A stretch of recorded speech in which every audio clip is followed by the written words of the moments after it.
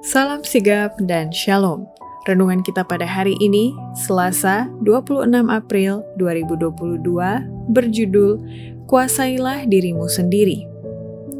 Ayat intinya terdapat di dalam Mazmur 35 ayat 23. Terjagalah dan bangunlah membela hakku, membela perkaraku, ya Allahku dan Tuhanku. Pena Inspirasi menuliskan yang dimaksud dengan judul renungan kita pagi ini, Kuasailah dirimu sendiri, sebagai petunjuk bagi kita agar mau menuruti nasihat, dikarenakan nasihat itu adalah milik Tuhan, firman-Nya, sehingga kita lebih dapat merasakan kasih Allah yang tiada bandingnya itu adalah sebagai berikut.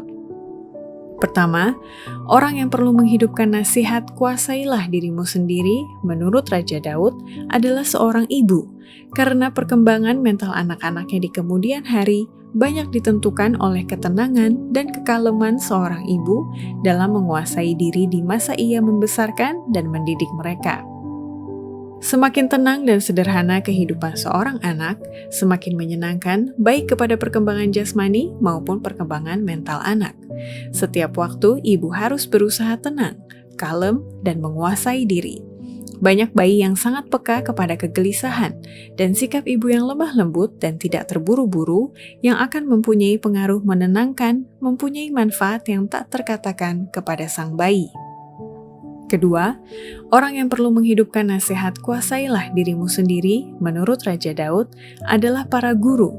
Makanya mereka dituntut mempunyai pikiran yang seimbang, tabiat yang simetris, dan bukan pengalaman yang sepihak. Para guru yang bekerja di bagian kebun anggur Tuhan ini perlu dapat menguasai diri, menjaga agar tabiat dan perasaannya tetap terkendali dan tunduk kepada Roh Kudus. Mereka harus menunjukkan bahwa mereka mempunyai pikiran yang seimbang, tabiat yang simetris, bukan pengalaman yang sepihak.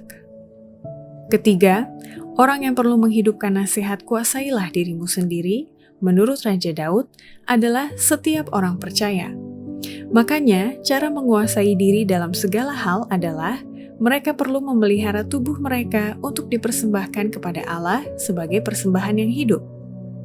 Paulus mendorong kita maju oleh mengatakan kepada kita bahwa tiap-tiap orang yang turut mengambil bagian dalam pertandingan menguasai dirinya dalam segala hal.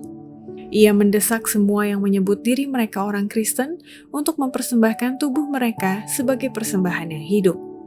Ia berkata, tetapi aku melatih tubuhku dan menguasainya seluruhnya, supaya sesudah memberitakan Injil kepada orang lain, jangan aku sendiri ditolak. Keempat, orang yang perlu menghidupkan nasihat kuasailah dirimu sendiri, menurut Raja Daud adalah orang Kristen, yaitu dengan cara menyelaraskan kehidupan mereka yang sesuai dengan kehendak Allah melalui sifat-sifat kasih dan belas kasihan yang manis setiap hari.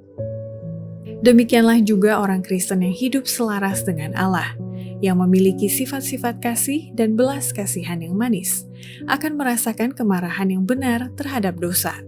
Tetapi ia tidak dibangkitkan oleh hawa nafsu untuk mencaci maki orang-orang yang mencaci maki dia.